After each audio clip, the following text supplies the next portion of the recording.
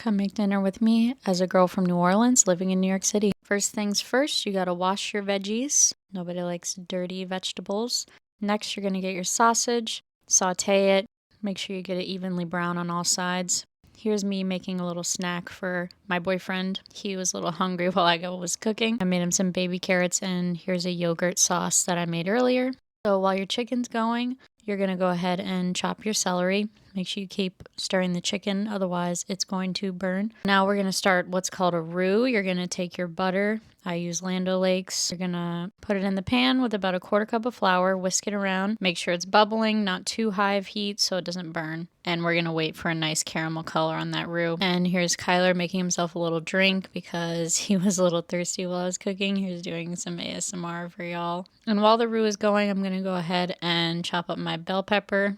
Get that ready, pour in the celery, mix it around. Now we're going to move on to our seasonings because you have to season your food, people. I'm going in with garlic powder, onion powder, Tony Chachere's, and Slap Ya Mama. If you know, you know. You should be smelling like a chestnutty, nutty smell coming from the pan at this point.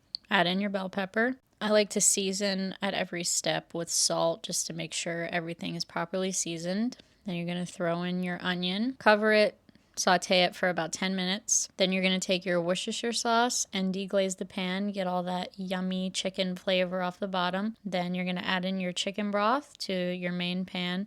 I add 2 and I keep 1 for later just to make sure if it's too thick. Then I move in with my chicken bouillon, my Slap Ya Mama, Tony's, and diced tomatoes. You want to make sure that your food is seasoned while it's cooking so it turns out really good, so I add a little more seasoning in the end. Once it's up to a boil, you're going to cover it and leave a little room so that it can thicken up. And you're going to cook this for 3 to 4 hours on medium-low heat. Once it's nice and thickened up, you're going to go ahead and serve it over some rice. This is a meal I like to make when I miss home or when it's a nice, cold, rainy day outside. It just gives you that homey feel, brings you right to New Orleans.